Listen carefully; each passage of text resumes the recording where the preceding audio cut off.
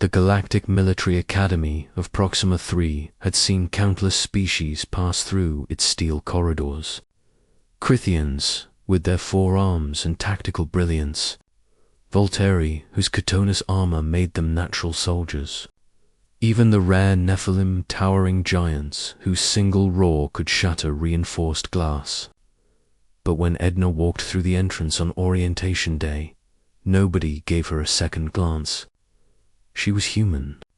Small, fragile, with soft skin that looked like it would tear at the slightest contact. Her species had only recently joined the Galactic Coalition, and their military contributions were considered minimal at best. The instructors had accepted her application as a formality, a diplomatic gesture to Earth's newly minted membership. Tiberius noticed her first. He was a Crythian, one of the Academy's top cadets, with silver-blue skin and the 4 powerful arms that made his species legendary in close combat. He'd been running tactical simulations in the training hall when Edna entered, her boots barely making a sound on the metal floor. "Another human," muttered Zelthar, a Voltari standing beside Tiberius. His mandibles clicked in what passed for a laugh among his kind. Why do they even bother? They break to Isoli. Tiberius didn't respond. There was something about the way Edna moved, not with the swagger of someone trying to prove themselves, but with a quietness that felt deliberate, controlled. The first week confirmed everyone's suspicions. Edna was unremarkable. She struggled in strength training, barely able to lift half of what the Volteri cadets managed. In armor drills, she moved slower than the Crythians. During flight simulations, her reaction times were good impressive, even but nothing that hadn't been seen before. She wash out by month's end, the instructors whispered, but Edna kept showing up, quiet, observant, always watching. The turning point came during the survival gauntlet, a brutal 3-day exercise in the Proxima wilderness where cadets had to navigate hostile terrain, avoid predators, and reach extraction points while being hunted by automated combat drones. Tiberius led his squad of 5 through the dense forest, his tactical mind working overtime. The drones were sophisticated AI that learned from each encounter. Most squads lost at least 2 members before reaching the first checkpoint. On the second day, they encountered Edna. She was alone, crouched behind a fallen tree, her uniform torn but her eyes sharp. Tiberius raised a hand, signaling his squad to halt. "Where's your team?" he asked, his translator converting his clicks into standard galactic common. "Dead or captured," Edna replied, her voice steady. "No panic, no fear. Drone ambush at the river crossing." Zalthar's mandibles clicked. "And you ran." Typical human cowardice. Edna's eyes flicked to him, and for just a moment, Tiberius saw something in her gaze that made his combat instincts flare. Not anger, something colder. "I didn't run," she said quietly. "I adapted."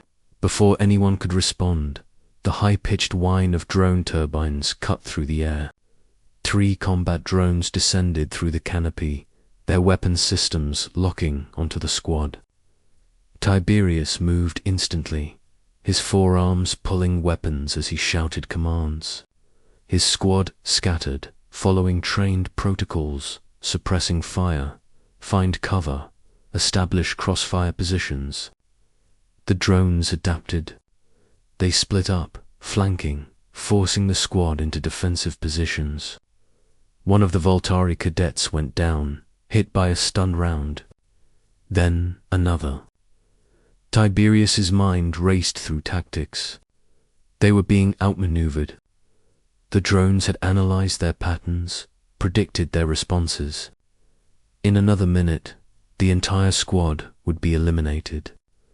"Tiberius," Edna's voice cut through the chaos. She wasn't hiding. She was running straight toward the densest part of the drone formation, no weapon in her hands. "What is she doing?" Zelthar hissed. Tiberius watched in disbelief as Edna slid beneath the lead drone's firing arc, her movements fluid and precise. She grabbed a rock, just a simple stone, and hurled it with devastating accuracy into the drone's sensor array. The machine stuttered, its targeting disrupted. In that half-second of confusion, Edna was already moving.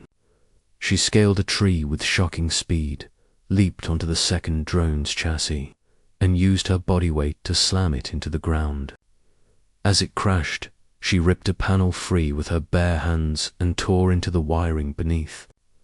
The third drone adjusted, targeting her. 45 degrees left, 2 seconds, Edna shouted. Tiberius didn't question. He fired. His blast hit the drone exactly where she'd predicted. Exactly when its adaptive shielding had rotated away from that angle. The machine exploded in a shower of sparks. Silence fell over the forest. Edna stood among the wreckage of 3 combat drones, breathing hard, her hands bleeding from the exposed wiring. "How did you?" Tiberius began. "Your species evolved for strength and tactics," Edna said, wiping blood on her torn uniform. "Mine evolved for something else. We're persistence hunters, pattern recognition, adaptability. We don't outmuscle our prey, we outsmart it.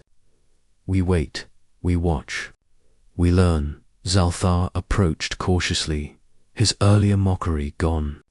"The drones adapt to combat patterns.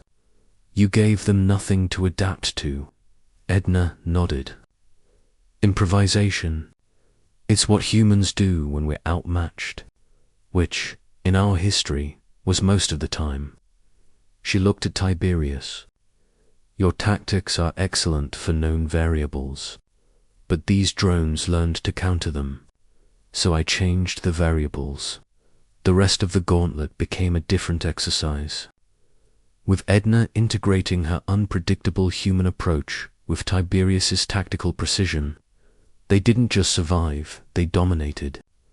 Other squads that encountered them reported something unprecedented. A fighting style that blended raw power with chaotic creativity. When they reached the final extraction point, first among all squads, the instructors were waiting. Commander Jalvix, a grizzled Nephilim who'd fought in the border wars, approached Edna.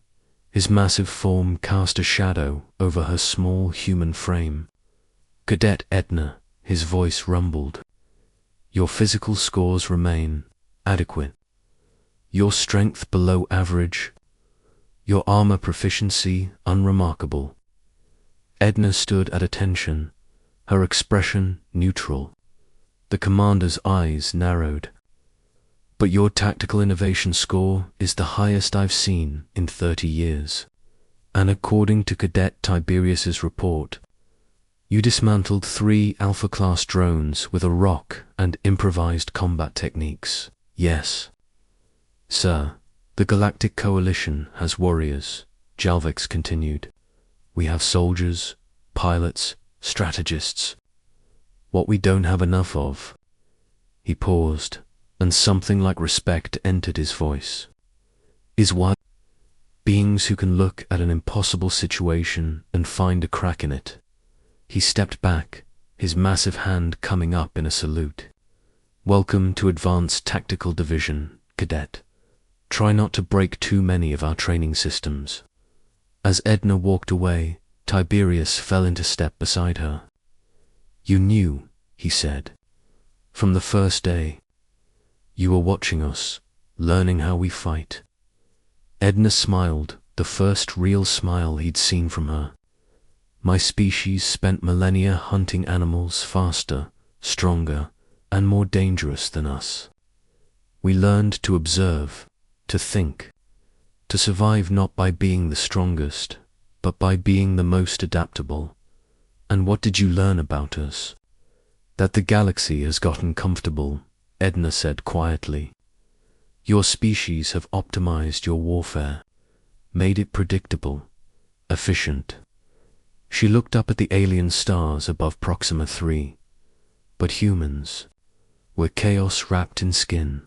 We improvise. We adapt. We overcome. She glanced at him, and in her eyes Tiberius saw the truth that would reshape how the coalition viewed humanity. The galaxy thinks we're fragile, Edna said. They're right. But they forgot what fragile creatures learn to do when everything wants them dead. What's that? We learn to be terrifying.